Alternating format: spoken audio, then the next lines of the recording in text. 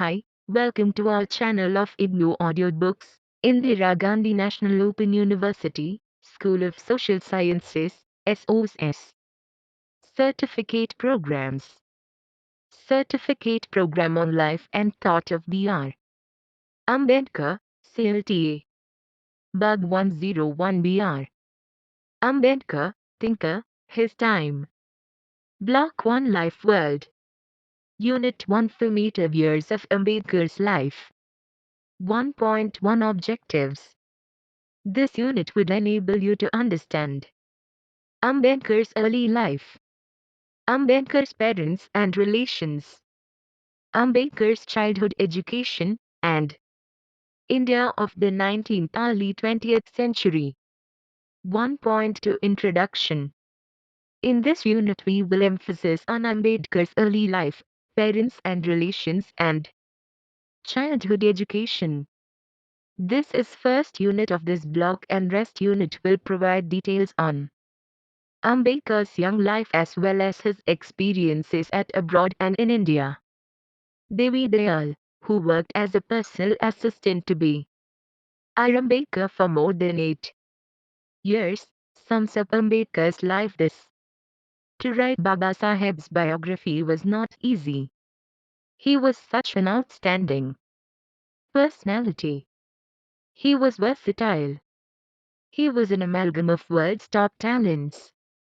He had the literary studiousness and wit of Johnson. He had the undaunted reformism of Martin Luther, who had shaken by his doctrine the very foundation of papal bigotry. He had the moral courage and truthfulness of Voltaire, who had torn apart by his essays, speeches and satires the very fabric of conservatism in France. Babasaheb had the scholastic diligence of Karl Marx.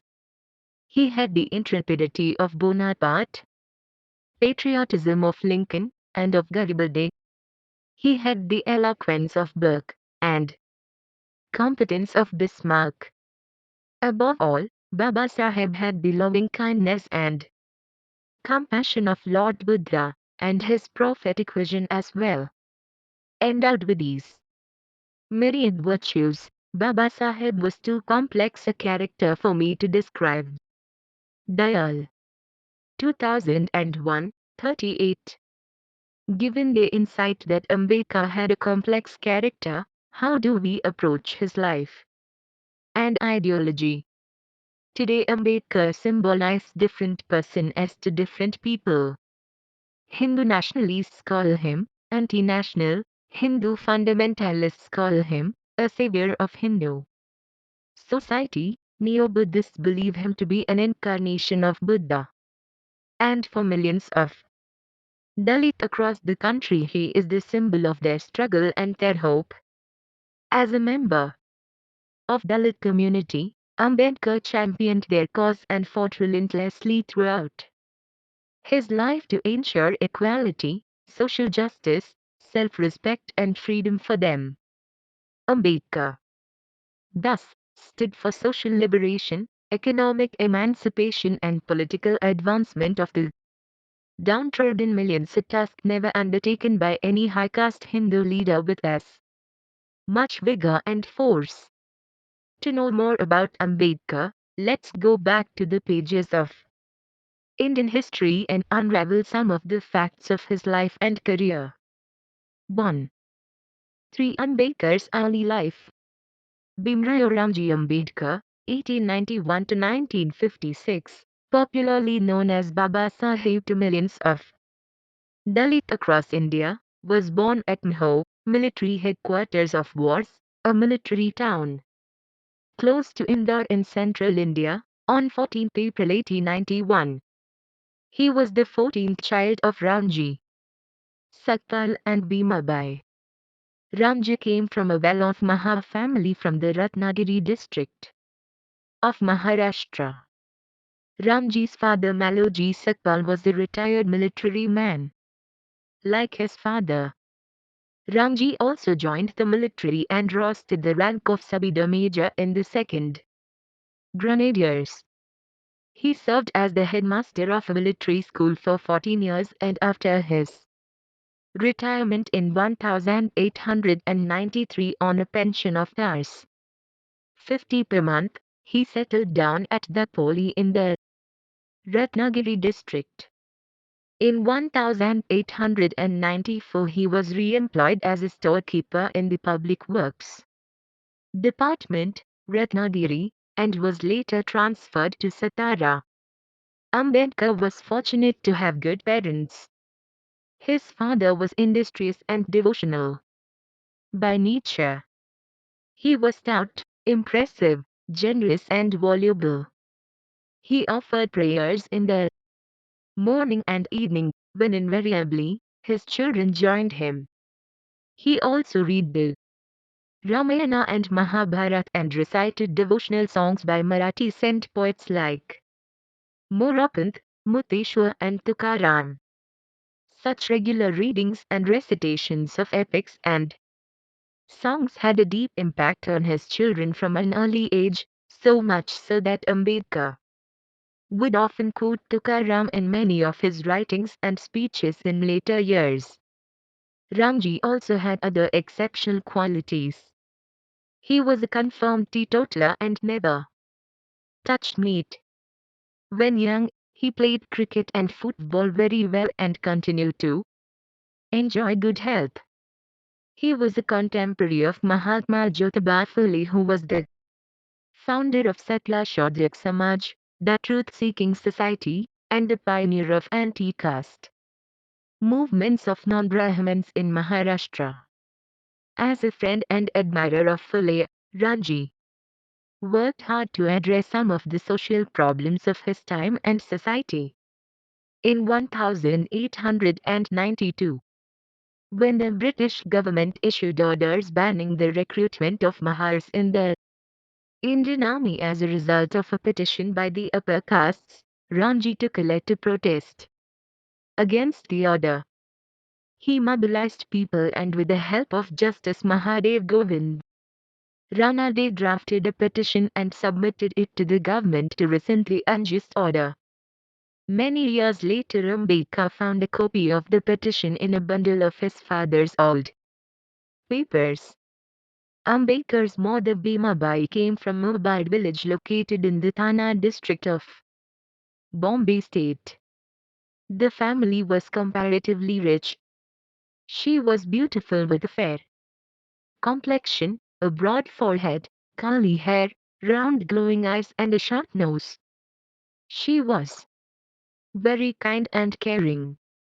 Her father and her 6 uncles were also BAB majors in the army. They also were members of the Kabir Panth, which Ambedkar inherited. 1. For Ambedkar's early education. Ambedkar started his formal education at Dapoli, where his father settled down after retirement from the army. At the age of 5, young Bhimrao was sent to a local Marathi school. Later, when his father was transferred to Satara and joined a civilian job, he was admitted to a school there. After completing his primary education, Ambedkar joined Satara Government High School in 1900. His official name in the school register was Bhima Ramji Ambedkar. The original surname of his family was Sakpal, but his ancestors preferred to call themselves after their ancestral village Ambede, which was in Khed Taluka in the Ratnagiri district. One of the Brahmin teachers in the high school liked Bhimrao's honesty and intelligence so much so that he wanted to make him his protege.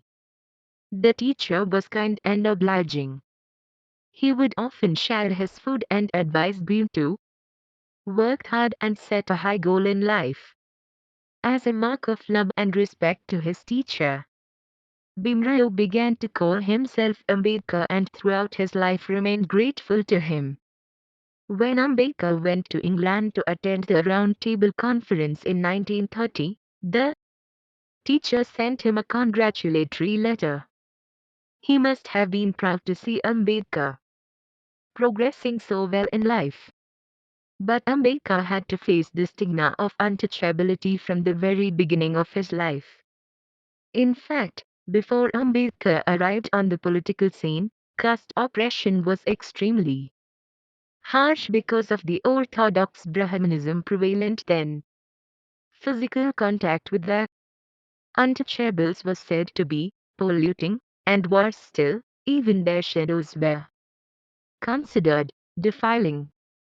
At one time the untouchables were required to tie an earthen pot around their neck and a broom around their waist while walking in the street so that their spittle and footsteps may not defile the roads which the upper caste people had to tread. Very heavy and harsh were the penalties for the depressed caste people if they even unwittingly transgressed the restrictions placed on them. Having suffered such indignities, Ambedkar was imbued with hatred for the Hindu social system which condemned him and his class of people to a life of utter degradation. Many painful incidents made the young Ambedkar realize that caste system was based on discriminatory provisions. Therefore, he took it as a mission in life to annihilate caste. One summer day, Bhim and his elder brother, along with their little nephew, set out on a train journey to meet their father who worked as a cashier at Gurgaon. They got in at Padli railway station and travelled up to Mysore. As their father had not received their letter in time, he did not turn up at the station to receive them. After waiting for long, they persuaded the station master, a caste Hindu, to secure them a bullock cart and started for Gurgaon. The cart had not gone far when the God-fearing caste Hindu cartman came to know that they were from an untouchable family and instantly threw them out of the cart. But when the boys paid him double the fare, the cartman allowed them to sit in the cart. While Bhim's elder brother drove the cart, the cartman, fearing pollution, followed the cart on foot. The boys travelled from evening till midnight without getting a drop of water on their way.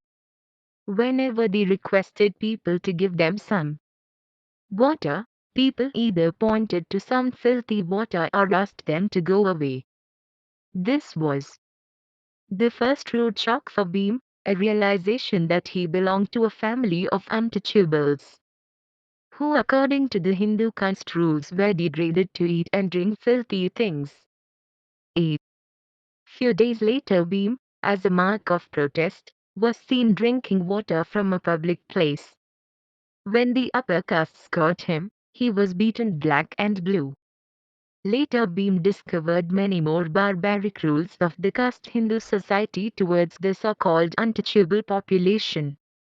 He, for example, came to know that the barber who happened to be his co-religionist and countryman would not cut his hair for fear of pollution. So his sisters cut his hair, being humiliated and subjected to inhuman treatment regularly from his fellow men. Bhim's character started to take a unique shape of its own. He was pugnacious, resourceful and fearless. So much so that he could defy anybody and anything that dictated rules of conduct and discipline. Nobody could forbid him to do a thing without being challenged. One day he went to school soaked in rain because his classmates challenged him to go to school without an umbrella. When he entered his class in a dripping shirt and dhoti, his class teacher, Pendesai by name, was moved at the sight. He at once asked his son to take him to his residence, give him a hot bath and a piece of cloth to wear and to hang up his wet clothes to dry. During his school days he was discriminated by both his teachers and schoolmates. He was forced to sit separately from his classmates in the classroom. He could not mix with other boys or play cricket or other games with them. The teachers would not touch his notebooks either.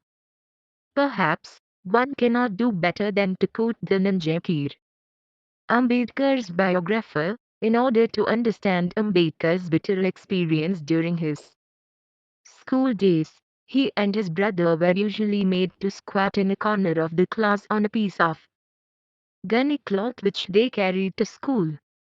The teachers would not touch their notebooks, nor did some of them even ask them to recite poems or put questions to them for fear of being polluted. When these two boys felt thirsty in the school, they turned their mouths upward and then somebody would kindly pour drinking water into their mouths as if through a funnel. Here 1990. 14 to 15. With such a discouraging environment, Beam had little or no love for his studies. He started indulging in different hobbies rather than studying. From his childhood, gardening had fascinated his mind so much that he spent every pie he could lay his hand upon in purchasing new plants and caring for them. At one point he got fed up with such pursuit and started tending to cattle and rearing goats. Keir quotes one of Ambedkar's speeches, where he mentions about working at a railway station as a coolie. On one occasion I actually did some hammer work at Satara station. My aunt terribly felt humiliated at this conduct of mine, but she loved me so much that she had no heart to punish me. Keir. 1990, 15.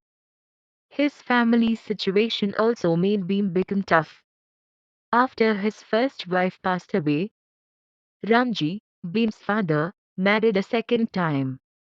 Although he had no intention to remarry, he got married for the sake of his children. Beam did not like the idea of another woman taking the place of his mother, and he hated his stepmother for wearing his mother's ornaments. Beam decided not to depend any longer on his father's income and resolved to earn his own bread. He had heard from his two sisters who were in Bombay after their marriage that jobs were available in Bombay mills. Beam decided to go to Bombay and become a winding boy in a mill. But he had no money for the fare. He chalked out a plan to stay the bus of his aunt, in whose company he slept on the floor. This confession of Ambedkar came many years later in the following words. For 3 successive nights I tried to remove the pus stuck up at the waist of my aunt, but without success. On the 4th night I did get hold of the pus, but to my disappointment I found only half an anna in it. And in half an anna, of course, I could not go to Bombay. The 4 nights experience was so nerve-wracking that I gave up the idea of collecting money in this shameful manner, and I came to another decision, a decision that gave an entirely different turn to my life. I decided that I must give up my truant habits, that I must study hard and get through my examinations as fast as possible, so that I might earn my own livelihood and be independent of my father. Here 1990. 15 to 16.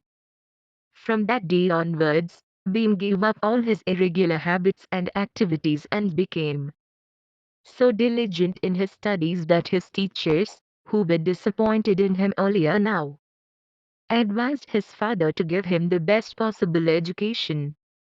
When his job at Satara was terminated, Ranji shifted his family to Bombay in 1904. They lived in a small room in a chival at Lower Parel.